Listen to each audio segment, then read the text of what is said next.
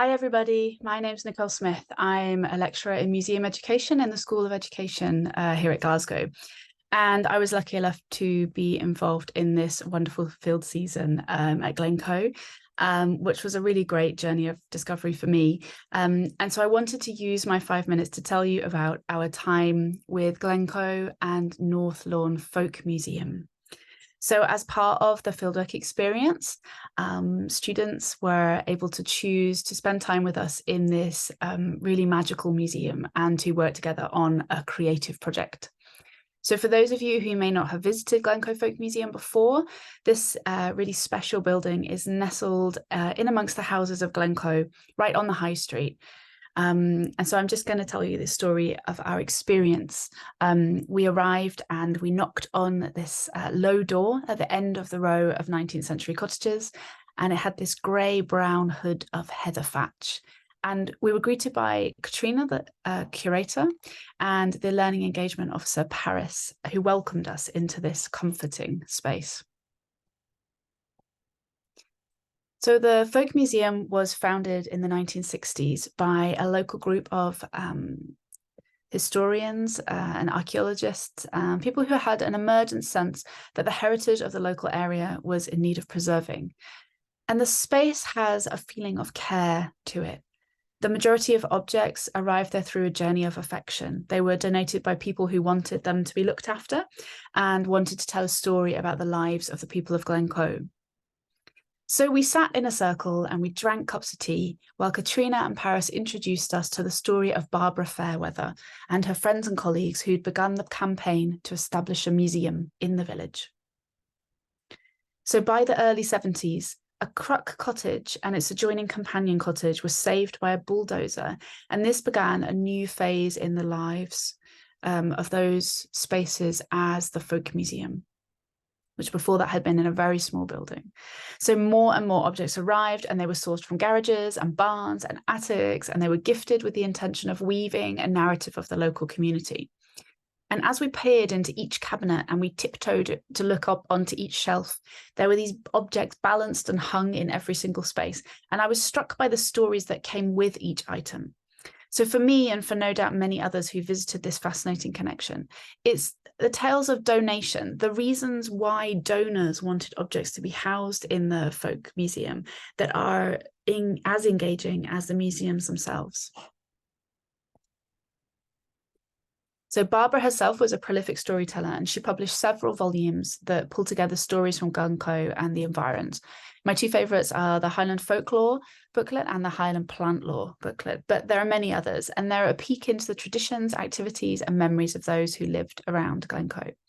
And we were inspired by this desire for storytelling and by the stories that we heard, and we wanted to tell our own tales based on the collections, to add another layer of interpretation to the collections and have our own responses to those objects as part of that interpretation.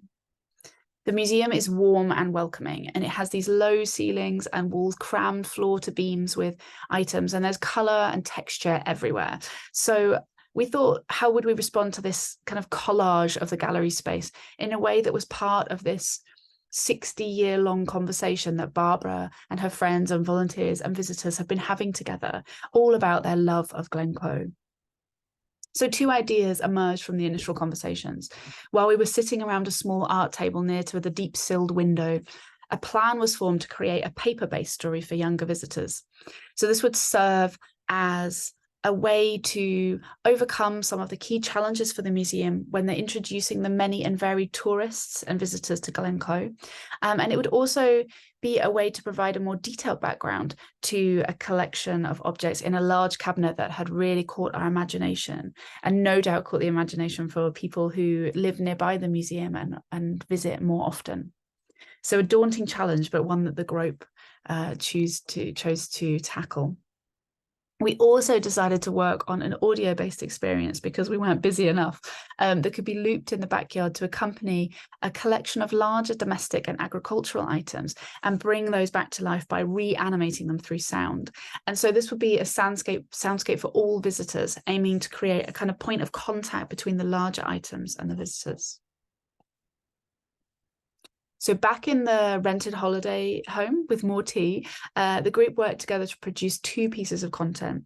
And it was really impressive to see the creative responses form as they investigated further into the biography of the objects, the stories of which we had committed to tell. There's a certain amount of responsibility coming in cold and weaving a story around an object. That story is impacted by our own agency, and we bring our own motivations to that exercise.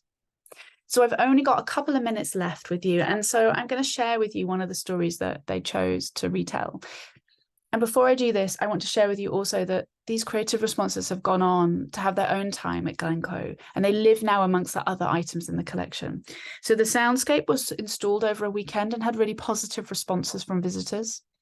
The Folk Museum is about to enter the next phase of its life. It closed last week for a long period of redevelopment, and I urge you to visit it virtually over the coming months to follow that work and to send them your love.